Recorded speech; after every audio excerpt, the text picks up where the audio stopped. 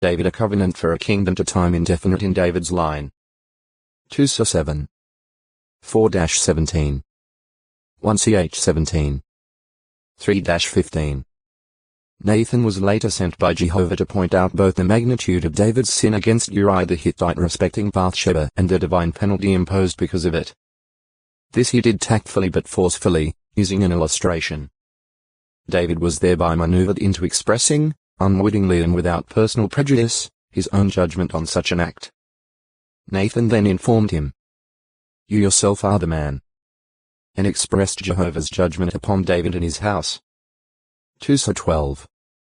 1-18. See also PS 51. Sup. In time a second son, named Solomon, was born to David by Bathsheba. This child Jehovah loved. So he sent his prophet Nathan, who, for the sake of Jehovah, named the boy Jedidiah, meaning beloved of Jah. 2 12. 24, 25. During the closing days of David's life when Adonijah attempted to seize the throne, Nathan took appropriate measures to bring the matter to David's attention. Nathan then shared in the anointing and installing of Solomon as king. 1 Chi 1. 5-40. It appears that Nathan, together with Gad, advised David on the proper deployment of musical instruments in connection with the sanctuary. 2 ch 29. 25. Nathan and Gad were evidently the ones used to record the information contained in the concluding chapters of 1 Samuel and all of 2 Samuel. 1 ch 29. 29. Among the words of Nathan the prophet were also recorded the affairs of Solomon. 2 ch 9. 29. This Nathan may have been the father of Azariah and Zabud, both of whom held important positions during the reign of Solomon. Azariah was a princely otextoi acute muritra longo, Nathanael 472, 5. One of the 9 head ones of the exiles encamped at the river Ahava, whom Ezra sent to enlist ministers for the services at the house of God in Jerusalem. Ezra 15-17. 6. A former exile in Babylon, and one of the 13 sons of Binwi who put away their foreign wives in compliance with Ezra's instructions. Ez 10. 10, 11, 38-42, 44. Nathanael na middle dot then a middle dot el from Heb. Meaning God has given. Presumably the name of Bartholomew, hence one of Jesus' 12 apostles. Bartholomew, meaning son of Domai, was a patronymic term, that is, a designation derived from his father. The apostle John uses his given name Nathanael, whereas Matthew, Mark, and Luke call him Bartholomew. When doing so they associate Philip and Bartholomew together, in the same way that John links Philip with Nathanael. Mount 10. 3. Mr. 3. 18. Lu 6. 14. Joe 1. 45, 46. It was not uncommon for persons to be known by more than one name. For example, Simon the son of John also came to be known as Cephas and Peter. Joe 1. 42. Nor was it exceptional for Nathanael to be called Bartholomew, or the son of Domai, as another man was called simply Bartimaeus, or son of Timaeus. Mr. 10. 46. The two names, Nathanael and Bartholomew, are used interchangeably by Christian writers of following centuries. Nathanael was from Cana of Galilee. Joe 21. 2. He began following Jesus early in the Master's ministry. Philip, after responding to Jesus' call, "Be my follower," immediately looked up his friend Nathanael and invited him to come and see the Messiah. Nathanael asked, "Can anything good come out of Nazareth?" But then responded to the invitation. Jesus, seeing him approach, remarked, "See, an Israelite for a certainty, in whom there is no deceit." Nathanael must have been an exceptional man for Jesus to make a statement like that.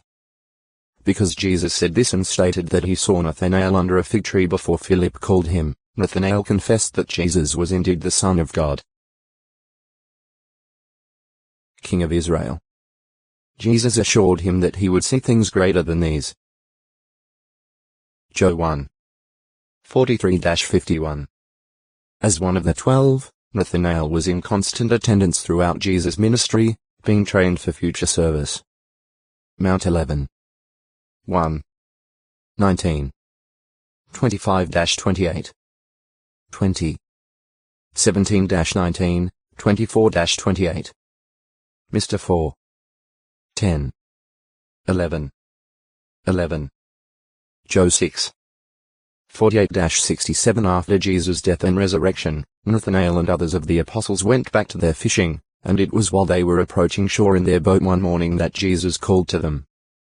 Nathanael, unlike Peter, stayed in the boat until it got to shore, and then, joining the rest for breakfast, he took in the meaningful conversation between Jesus and Peter. Joe 21. 1-23. He was also present with the other apostles when they met together for prayer and on the day of Pentecost. Act 1. 13, 14. 2. 42. Nathan Melech the king has given. A court official of Judah whose dining room was situated in the porticos of the temple. While taking steps against false worship, King Josiah made the horses that Judean kings had given to the sun cease from entering the house of Jehovah by the dining room of Nathan-Melech.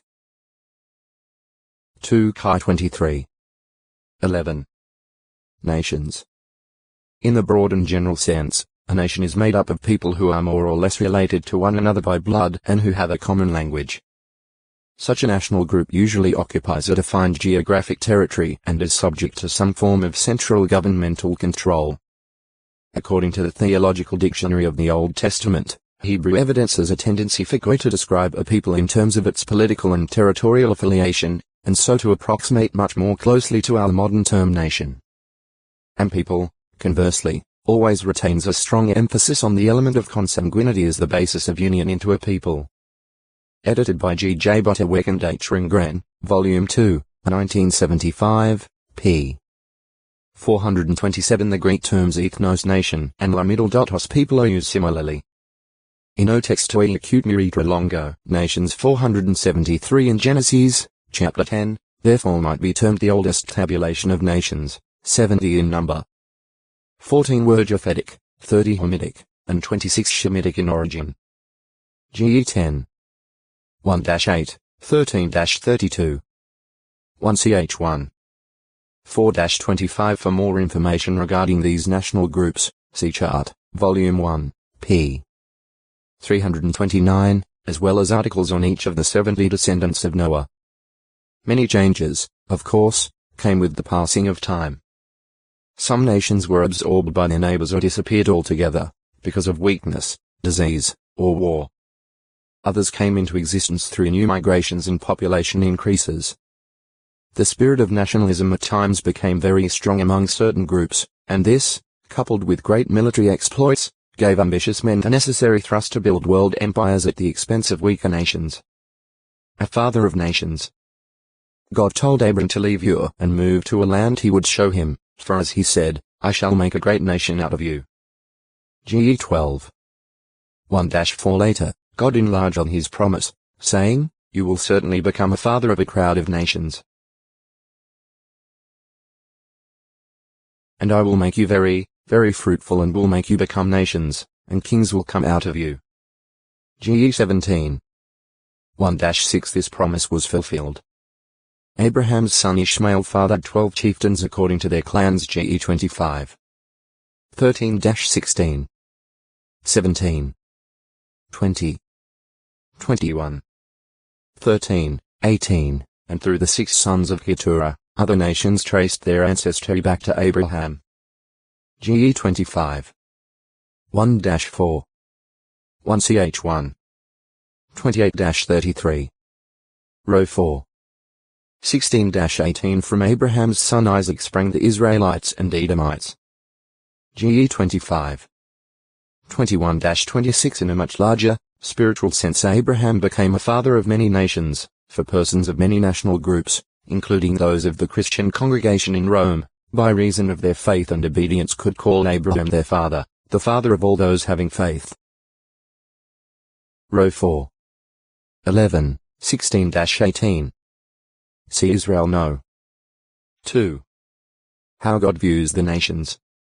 As the Creator and universal sovereign, God is within his absolute rights in setting the nation's territorial boundaries if he chooses to do so, as he did with Ammon, Edom, and Israel. The 2. 17-22. 32. 8. 2ch20. 6, 7. Act 17. 26. The Most High and Lofty One over all the earth is not to be compared in greatness with nations of mankind. Ch 10. 6, 7. Actually the nations are as but a drop from the bucket in his sight. Issa 40. 15, 17. So when such nations rage and mutter against Jehovah, as when they put Jesus to death on a torture stake, he only laughs at them in derision and confounds and destroys their presumptuous counsel against him. PS2. 1, 2, 4, 5. 33. 10. 59. 8. Darfur. 32b, 34, 35. Act 4. 24-28. Yet for all of Jehovah's superlative greatness and power, no one can rightly charge him with being unjust in his treatment of national groups. It makes no difference whether God is dealing with a single man or a whole nation, he never compromises his righteous principles. Job 34. 29. If a nation is repentant, as were the people of Nineveh, he blesses them. John 3. 5-10. But if they turn to doing bad, even though in a covenant with him, he destroys them. J 18. 7-10. When an issue arises, Jehovah sends his prophets with a message of warning. J 1. 5, 10. As 2. 3. 33. 7. God is not partial toward any, great or small. A 10. 17. 2ch 19. 7. Act 10. 34, 35. Therefore, when whole nations refuse to recognize and obey Jehovah, or they cast him out of their minds and hearts, Jehovah executes his judgments upon them. PS 79. 6. 110. 6. 149. 7-9. He devotes them to destruction and turns them back to Sheol. PS 9. 17. Issa 34. 1, 2. Ch 10. 25. In descriptive language God says that the wicked nations will be turned over to his Son, the one called faithful and true. The Word of God, to be dashed to pieces. PS2. 7-9. Re 19. 11-15. Compare it 12. 5.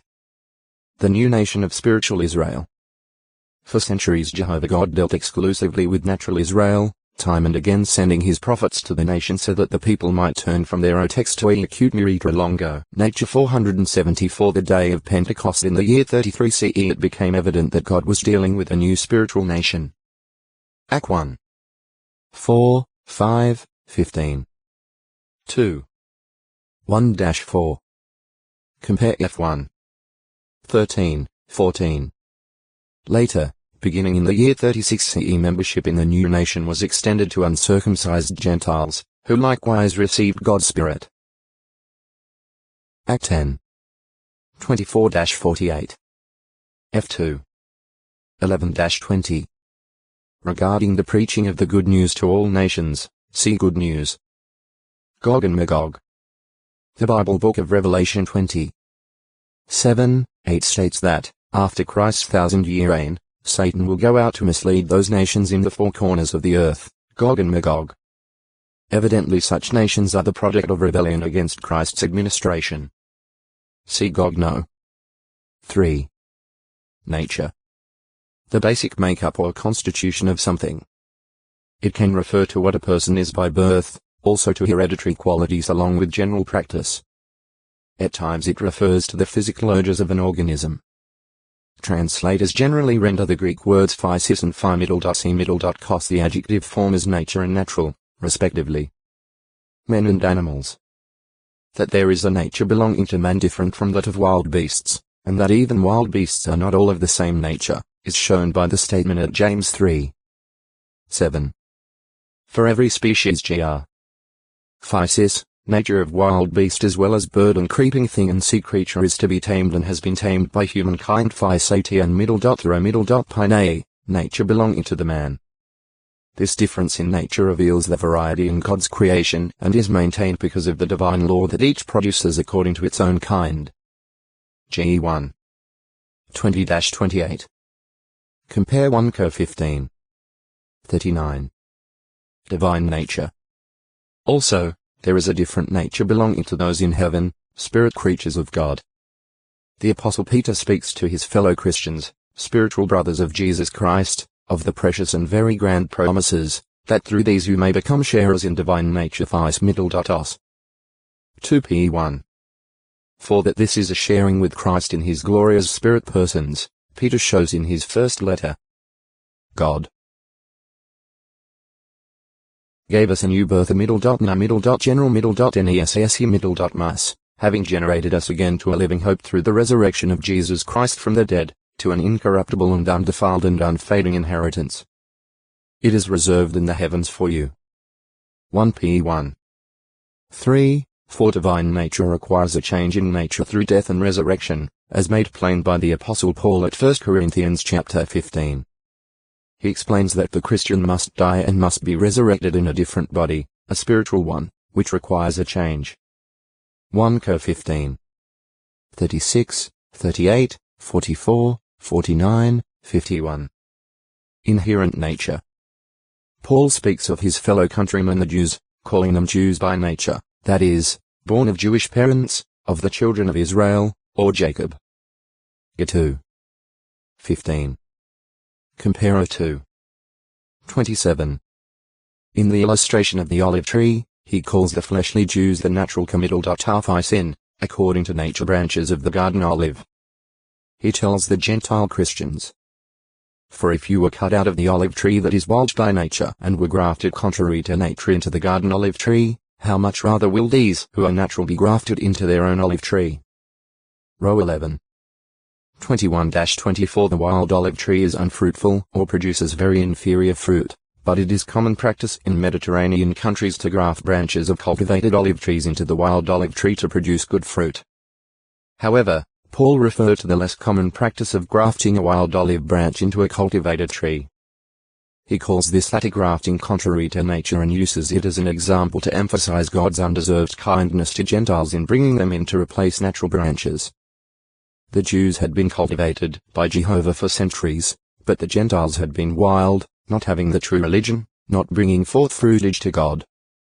But now they could be made to bring forth. No text to acute miritra longo. Naziran 475 that do not have law do by nature the things of the Lord. These people, although not having law, are law to themselves.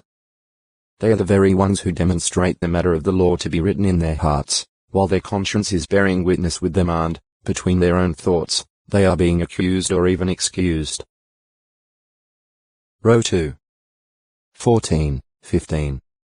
In discussing the matter of headship with the Corinthian congregation, Paul called attention to the rule that a woman should wear a head covering when praying or prophesying before the congregation, as a sign of subjection. In illustration, he says, does not nature itself teach you that if a man has long hair, it is a dishonor to him? But if a woman has long hair, it is a glory to her, because her hair is given her instead of a headdress. 1 Co 11. 14, 15. Paul's reference to nature itself evidently included more than custom, which he mentions in verse 16 in connection with the use of a head covering by women. Hereditary characteristics also likely had a bearing on what Christians in Corinth viewed as natural. Among Europeans such as the Greeks, the hair of women, when left uncut, usually becomes considerably longer than that of man. But this is not true of the straight hair of Orientals and Indians, or of the woolly hair of blacks and Melanesians. In addition to their awareness of hereditary qualities among them, the Christians in Corinth knew that it was the general practice for men to clip their hair to a moderate length.